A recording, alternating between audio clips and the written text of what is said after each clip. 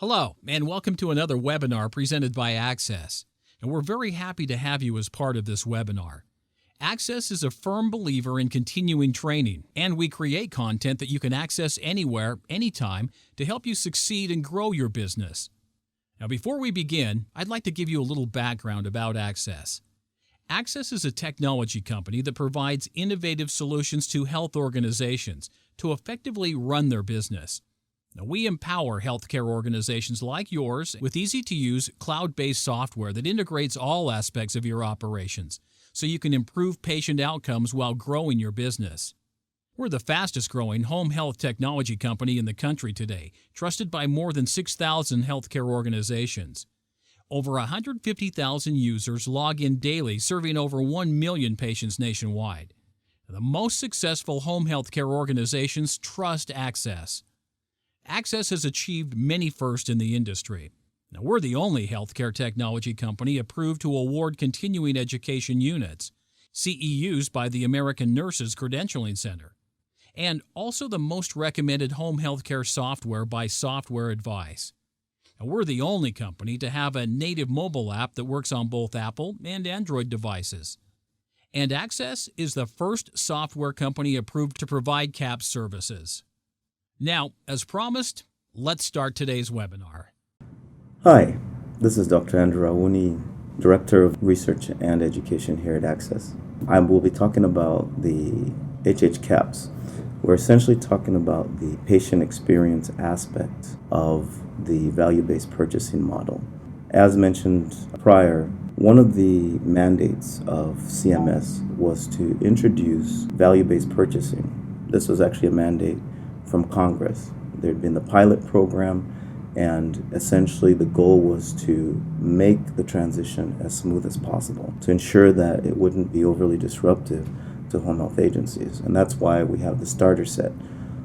The starter set of measures, as you can see, include a lot of the OASIS measures that we're already collecting. And for the patient experience aspect of the value-based purchasing system, the home health CAPS, which stands for the Consumer Assessment of Healthcare Providers and Services. At least that was the original name, and it's pretty much stuck. But it's a survey looking at the experience that patients have with their home health agencies.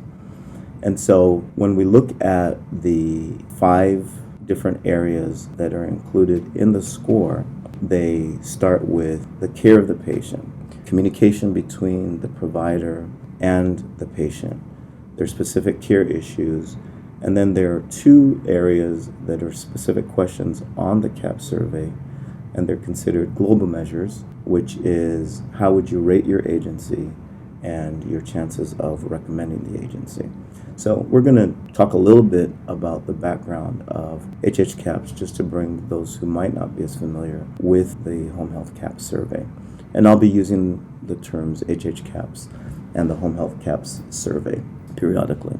So essentially, the CAPS survey was created by CMS in collaboration with the Agency for Healthcare Research and Quality.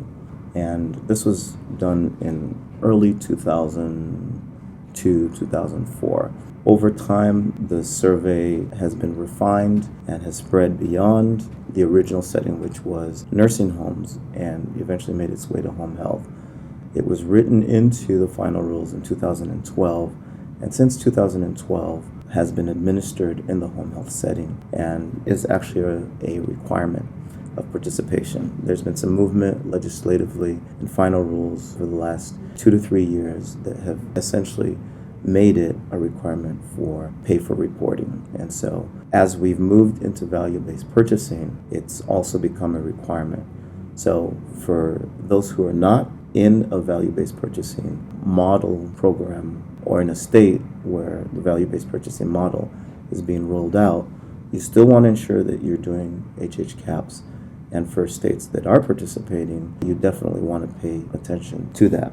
The purpose for the CAPS was essentially to measure the quality of care of home health agencies and to see whether there was any progression, and obviously to receive input from the ultimate consumer, which is patients, about the quality of care that they're receiving. And by having CMS publish the data from all the various agencies that have their data collected, there's a certain level of transparency and obviously a desire to improve one's score.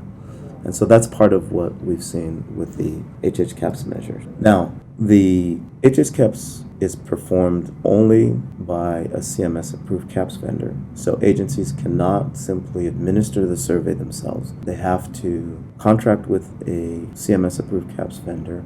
They'll need to select one of three methods: mail, telephone, or a mail survey followed by a telephone survey. And there are various rates associated with that.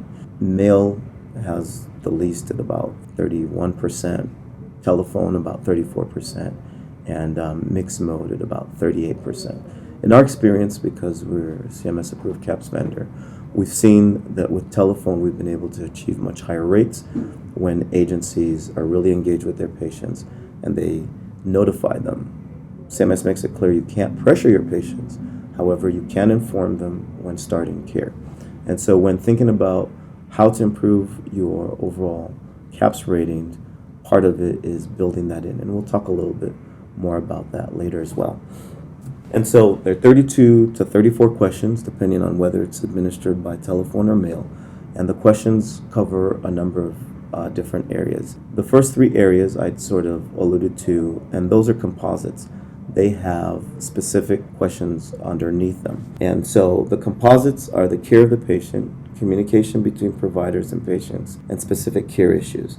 If we take a look at the questions under the care of patients, there are four composites. And if you are looking at the slides, you'll see that the questions vary from: in the last 2 months of care, did the healthcare providers seem informed and up to date about the care or treatment that the patient was receiving at home?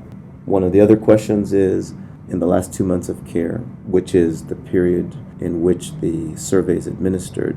It's looking at a 2-month period of time from either when the patient was discharged or when asking the questions. It's always asking them in the previous 2 months of care.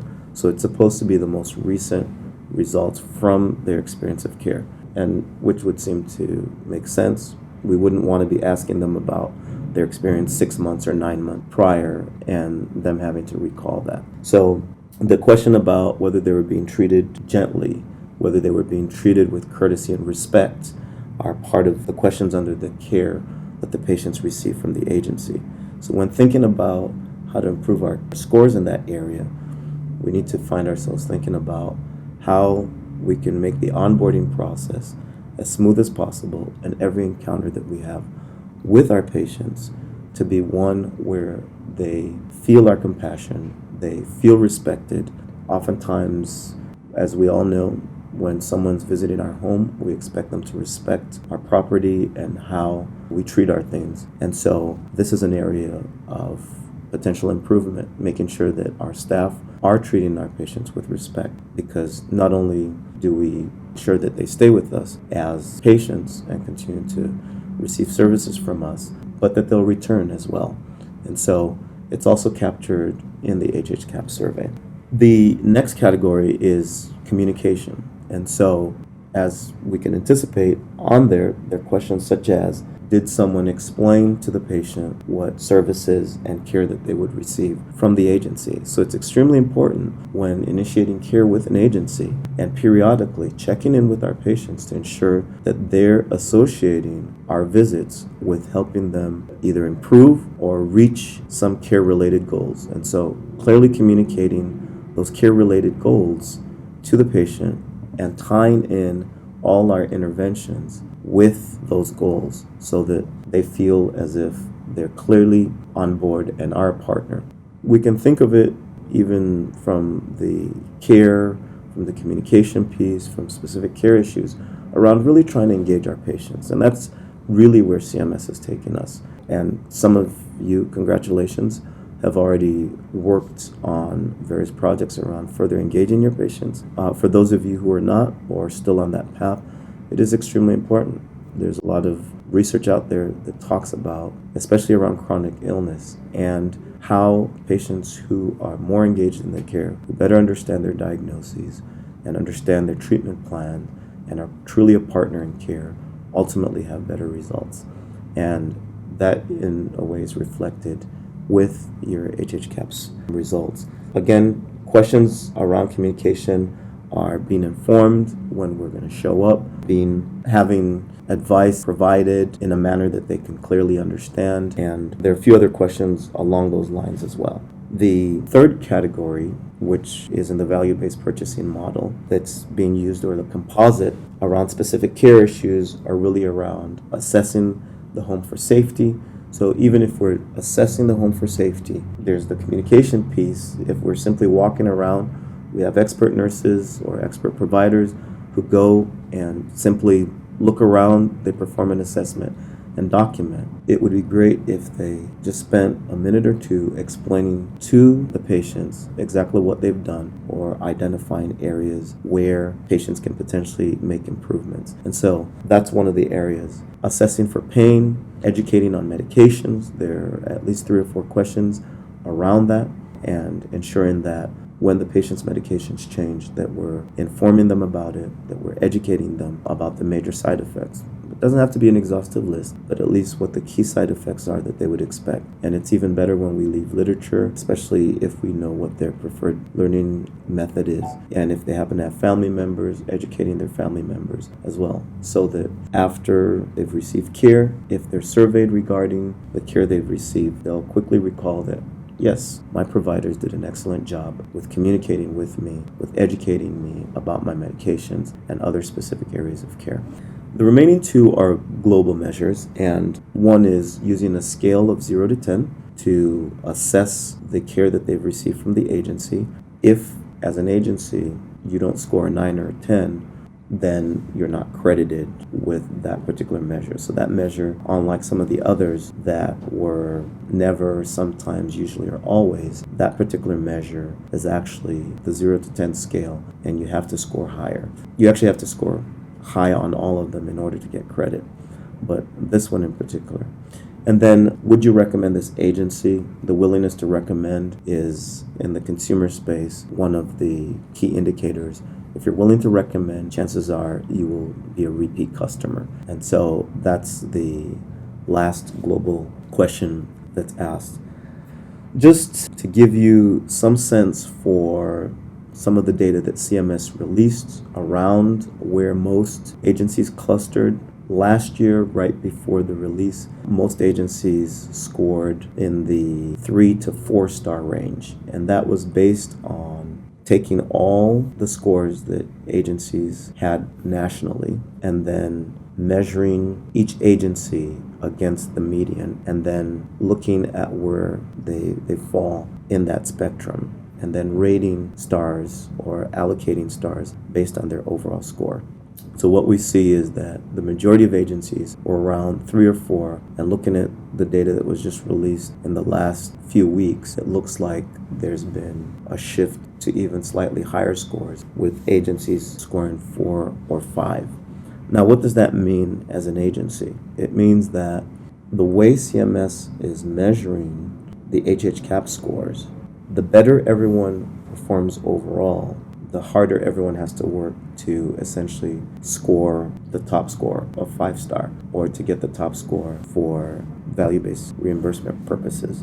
So, for example, agencies that are scoring a 1 or 2 star or scoring lower are actually scoring either in the 70s or in the 80s. In order to score a 3 star or to score in the top 10, you actually have to be almost at a 98, 99 percentage points for all your scores in order to score well.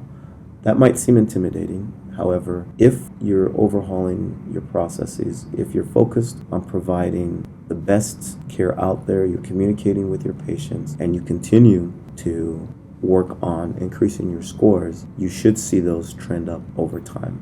And when we're talking about HHCAHP and when CMS is scoring those for value-based purchasing, it's only for Medicare, Medicaid, and the Medicare and Medicaid HMO patients.